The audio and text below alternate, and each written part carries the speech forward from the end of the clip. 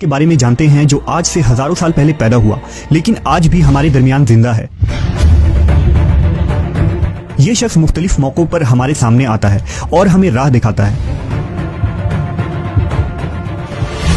ये वीडियो दुनिया के सबसे पुरइसरार शख्स के मुताल्लिक है जिनके बारे में हर दौर के लोग हमेशा तलाश में रहे, जिनका नाम खिज़्र अलैहिस्सलाम है। हजरत खिज़्र अलैहिस्सलाम को हमेशा जिंदा रहने की कुव्वत कैसे मिली, इसके मुतालिक मुख्तलिफ वाकयात मिलते हैं।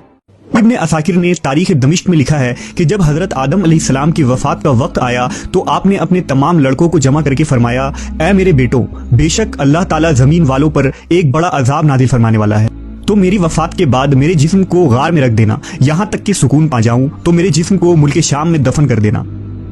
लिहाजा आपकी वफात के बाद हजरत आदम का जिस्म मुबारक आपके बेटों के पास रहा। जब अल्लाह ने नूह अलैहिस्सलाम को माबूस फरमाया तो उन्होंने हजरत आदम के जिस्म को अपने पास रखा। जिस वक्त अल्लाह ने जमीन पर तूफान भेजा और पूरी जमीन एक जमाना तक डूबी रही, फिर तूफान खत्म होने के बाद हजरत नूह बाबिल शहर में आकर ठहरे और अपने तीनों बेटों शाम, हाम और याफिस को वसीयत की कि आदम अलैहिस्सलाम के जिस्म मुबारक को उस गार से लाकर शाम में दफन कर दो जहाँ उन्होंने वसीयत की थी।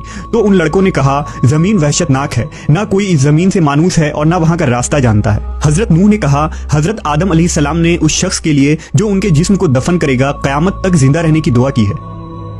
फिर आपका जिस्म मुबारक इसी तरह रहा, यहाँ तक कि हजरत आदम के एक सल्बी औलाद जिनका नाम खिज़्र था, उन्होंने आपके जिस्म मुबारक को दफन किया। अल्लाह ने हजरत आदम की दुआ कबूल फरमाई तो हजरत खिज़्र अलैहिस्सलाम जब तक अल्लाह चाहेगा जिंदा रहेंगे। हजरत खिज़्र की कुन्नियत अबू अल अब्बास और नाम बलिया था। उनके वालिद का नाम मलकान था। हजरत खिज़्र अलैहिस्सलाम की यह खुसूसियत थी कि आप जिस जगह भी बैठते थे वहाँ आपकी बरकत से हरी हरी घास उग जाया करती थी, इसलिए लोग आपको खिज़्र कहते थे, जिसके माने सब चीज होती है। एक रिवायत के मुताबिक आप हजरत जुल्करनैन के खालाजाद भाई थे। हजरत जुल्करनैन अल्लाह के एक नेक बादशाह थे जिन्हें अल्लाह ने जमीन के बड़े हिस्से पर हुकूमत अता फरमाई थी। हजरत खिज़्र हजरत जुल्करनैन के वजीर थे। किताबों में हजरत खिज़्र अलैहिस्सलाम की लंबी उम्र और मौत न आने की वजह यह भी लिखी गई है कि आपने आबे हयात नामी एक चश्मे का पानी पिया था। आबे हयात के बारे में यह बयान की जाती है कि जो इसे पिएगा या उसमें गुस्ल करेगा उसे कभी मौत न आएगी। तौरेत के बाब यूहन्ना में आबे हयात का जिक्र यूं मिलता है, फिर उसने मुझे बल्लौर की तरह चमकता हुआ आबे हयात का एक दरिया दिखाया जो खुदा के तख्त से निकलकर उस शहर के दरमियान में बहता था और दरिया के पार जिंदगी का दरख्त था। आबे हयात का जिक्र कदीम दास्तानों और किताबों में भी मिलता है। उन दास्तानों में 3 शख्स का जिक्र किया गया है जो आबे हयात तक पहुंच गए थे। उनमें एक हजरत इलियास अलैहिस्सलाम, दूसरे हजरत जुल्करनैन और तीसरे हजरत खिज़्र अलैहिस्सलाम हैं, जिनमें सिर्फ हजरत खिज़्र और हजरत इलियास को ही वो पानी नसीब हुआ। रिवायतों के मुताबिक जुल्करनैन ने कदीम तारीखी किताबों में पढ़ा था कि साम बिन नूह की औलाद में से एक शख्स चश्मा हयात से पानी पी लेगा तो उसको मौत न आएगी, इसलिए हजरत जुल्करनैन ने उस पानी की तलाश में मगरिब का सफर किया। जुल्करनैन के इल्म में यह बात आई कि आबे हयात अंधेरे रास्तों में मौजूद है और वहाँ 360 चश्मे हैं। लिहाजा जुल्करनैन ने अपने लश्कर से 360 लोगों को चुना और हर एक को एक एक मछली देकर हजरत खिज़्र की सरबराही में रवाना किया। तमाम लोगों को यह हिदायत दी गई कि हर फर्द अपनी मछली के साथ चश्मे में उतर जाए और वापस आकर अपनी अपनी मछली जाहिर करे। काफी लंबे सफर और दुश्वारी के बाद आखिरकार ये लोग उस चश्मे तक पहुंच गए। जब वापस आए तो जुल्करनैन ने कहा कि सब अपनी मछली जमा करवा दे। लिहाजा सब ने अपनी मछली उनके सामने पेश कर दी सिवाय हजरत खिज़्र अलैहिस्सलाम के। जुल्करनैन ने दरियाफ्त किया तो उन्होंने बताया कि मैं जब चश्मे में उतरा तो मछली मेरे हाथ से निकलकर पानी में चली गई। मैंने गोता लगाकर उसे पकड़ने की बहुत कोशिश की मगर नाकाम रहा। जुल्करनैन ने कहा, वो पानी आपके मुकद्दर में था। आबे हयात में गोता लगाने और इस मुकद्दस पानी को पीने की बरकत से हजरत खिज़्र हमेशा जिंदा रहेंगे और आपको कभी मौत ना आएगी।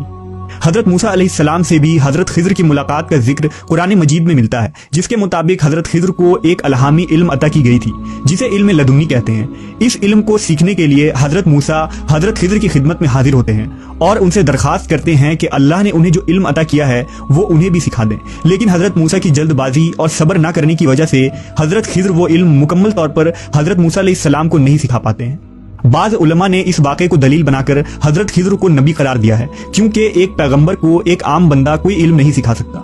हजरत खिज़्र अलैहिस्सलाम को जो इल्म लदुन्नी अता की गई थी, इसके जरिए आप मुश्किल में फंसे लोगों की मदद फरमाते हैं और गुमराहों की रहनुमाई करते हैं। लोगों में यह भी मशहूर है कि आप रास्ता भटक जाने वालों को राह दिखाते हैं। अगर कोई अल्लाह का नेक बंदा मुश्किल का शिकार होकर रास्ता भटक जाता है तो हजरत खिज़्र अलैहिस्सलाम उसकी मदद करने ऐन वक्त पर पहुंचते हैं। रिवायतों के मुताबिक हजरत इलियास अलैहिस्सलाम की जिम्मेदारी समुंदर में लोगों की रहनुमाई करना है और हजरत खिज्र जमीन पर लोगों की रहनुमाई करते हैं।